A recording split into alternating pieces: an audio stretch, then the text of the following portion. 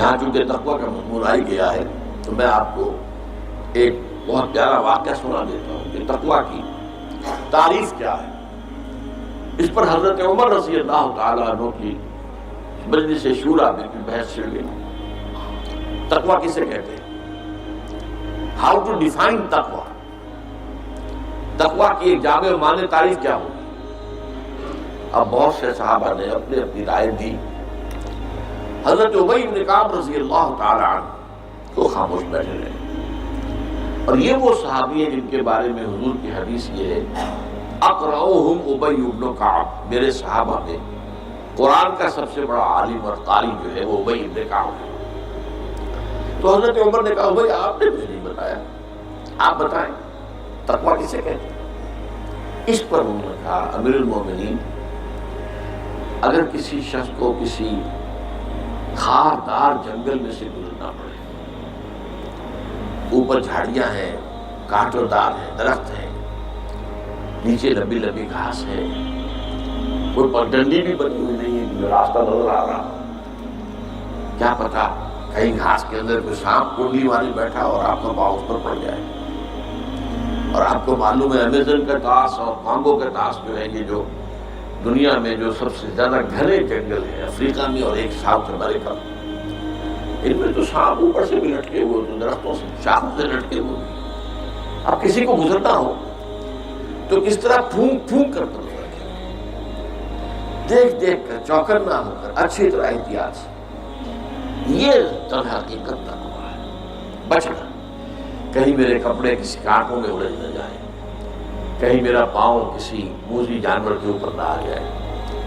کہیں میرا پاؤں کسی موذی جانور کے بل یا بھٹ میں نہ پڑ جائے۔ اب اس طریقے سے پھونک پھونک کر، جس کو ہم کہتے ہیں محاورے میں پھونک پھونک کر قدم رکھنا، اور پوری طرح چوکس اور چوکنے ہو کر راستہ طے کرنا، یہ تقویٰ ہے۔ اس پہلو سے در حقیقت یہ زندگی جو ہے یہ بھی ایک سفر ہے، جس کے لیے حدیث ہے حضور کی کن فی الدنیا کانک غریب و عابر سبیل، دنیا میں ایسے رہو جیسے کہ تم اجنبی ہو۔ یہ بہت قابل غور ہے معاملہ۔ اصل میں ہم دیکھتے ہیں عام لوگوں کی دلچسپیاں کیا ہیں، عام لوگ کدھر بھاگ رہے ہیں، کدھر دوڑ رہے ہیں،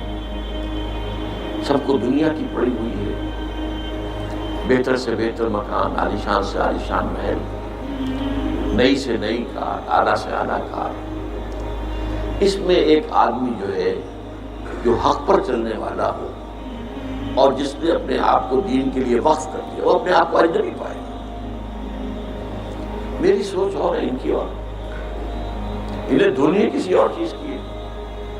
مجھے فکر کوئی اور ڈالوں کی ہے، تو اجنبی، وہ اپنے آپ کو اس ماحول میں اجنبی پائے گا۔ کن فی الدنیا کانک غریب او عابر سبیل، یہ ایسے رہو جیسے کہ راستہ گزرنے والا ہوتا ہے، اسے راستے سے کوئی پیار نہیں ہوتا، اصل میں تو منزل ہے جہاں پہنچنا ہے، اسے راستہ اس منزل تک پہنچانے کا ذریعہ ہے۔ یہی وجہ ہے کہ حضور نے فرمایا صلی اللہ علیہ وسلم مالی والی دنیا، مجھے تمہاری دنیا سے کیا سروکار، انما مثلی کا راکب استظل تحت شجرۃ ثم رعى فترکھا، میری مثال تو اس مسافر کی سی ہے، سوار جو تھوڑی دیر کے لیے رکتا ہے کسی درخت کے سائے میں سستانے کے لیے، تھوڑا سا آرام کرنے کے لیے، پھر وہ چھوڑتا ہے، اس کو اپنا راستہ لیتا ہے۔ یہ اس کا ٹھکانہ تو نہیں ہے، یہ اس کی منزل تو نہیں ہے، یہ اس کا گھر تو نہیں ہے، یہاں اسے رہنا تو نہیں ہے۔ تو ٹھیک ہے، دنیا کا درخت کا ایک سایہ، تم پر بھی چھت کا ایک سایہ ہو جائے، بہت غنیمت ہے، غنیمت سمجھو یہ سایہ ہے۔ لیکن یہ کہ عالیشان محلوں کے آرزو میں دماغ سے نکال دو، دنیا کی چیزوں کی طرف جو ہے وہ دل سے نکال دو، باہر کر دو۔ جس کو کہتے ہیں کہ یہ جیسے ہے جیسے کہ سمندر میں کشتی جا رہی ہے، سمندر کشتی چل رہی ہے پانی پر، لیکن اگر یہ پانی آ گیا کشتی میں تو ڈوب جائے گی۔ لہذا دنیا میں رہو،